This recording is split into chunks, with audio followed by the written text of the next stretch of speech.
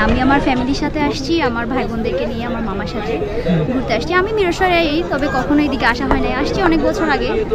হ্যাঁ, তখন থেকে এখন অনেকটা ডেভেলপ হয়েছে, অনেক সুন্দর হয়েছে, পরিবেশটা খুব সুন্দর, মনোরম পরিবেশ, এসে খুব ভালো লাগে। এর যার মহামারীর একটা সৌন্দর্য ছিল এটা এখন থেকে নষ্ট হয়ে যাবে। আপনারা দেখতেই পাচ্ছেন এখানে কিন্তু অনেক পরিমাণের ময়লা জমে আছে, এগুলো বারবার পরিষ্কার করার পরে কিন্তু ঠিক হচ্ছে না। তো সেই ক্ষেত্রে ঠিক আছে, চলে, বাট মানে আগের যে মহামারীটা ছিল, যে প্রকৃতির একটা মায়া ছিল, এটা অনেকটাই কমে গেছে। আলহামদুলিল্লাহ, নিরাপত্তা ব্যবস্থা খুব ভালো। আমাদের থানা প্রশাসনকে আমরা অবগত করেছি, আমাদের সেনাবাহিনী আমাদেরকে নিয়মিত টহল অবস্থায় আছে, সবাই আমাদেরকে হেল্প করতেছে। এছাড়া বন বিভাগও আছে, আমাদের সহায়তা করতেছে। পর্যটক আলহামদুলিল্লাহ ভালো, আবহাওয়া ভালো। আজকে পর্যটকরা যার যার মতো করে সবাই আসছে, ইনশাল্লাহ ওরা খুশি। ঈদ পরবর্তী দিয়ে আমরা ঘুরতে এসেছি মহামায়া লেকে। এই মহামায়া লেক পাহাড় আর পানি আর ঝর্ণা নিয়ে অনেক সুন্দর একটি জায়গা।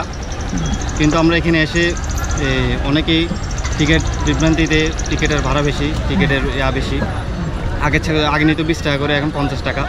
তাও আমরা নিয়ে আনন্দের জন্য ভিতরে এসেছি। এই লেকের সৌন্দর্য আগে আরও অনেক সৌন্দর্য ছিল, এখন বর্তমানে দেখতেছি যে লেকের পরিস্থিতি আপনারা খেয়াল করলে দেখবেন।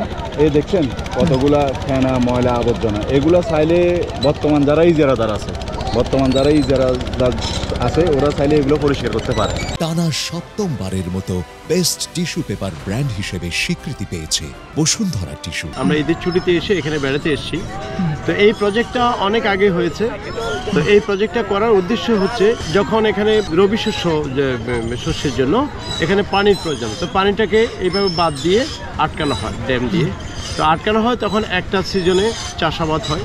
চাষাবাদের ফলে মানুষের কিছু সুবিধা হয়, আর পাশাপাশি ন্যাচারাল বিউটি আছে, যার ফলে লোকজন এখানে বেড়াতে আসে তাদের পরিবারের পরিজন নিয়ে। যে কোনো পারিবারিকভাবে মা বোন সবাই এখানে আসতে পারে, কারণ উন্মুক্ত একটা প্লেস। এখানে পরিবেশগুলো অসাধারণ, প্রাকৃতিক।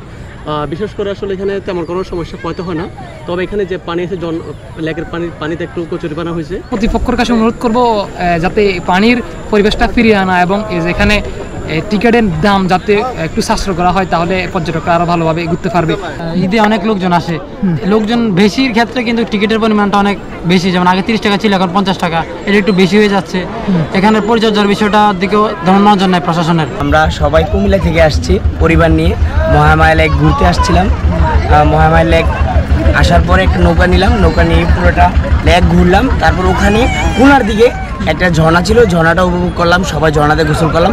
গোসল করার পরে তারপর আমরা আবার নৌকাতে উঠলাম, উঠে পুরোটা লেক ঘুরে তারপর এসে আমরা পারে নামলাম। মহামায়া লেক অনেক সুন্দর, তবে অতীতে আমরা এর থেকেও সুন্দর দেখছি। এখন ব্যবস্থাপনা একটু মনে হচ্ছে দুর্বল।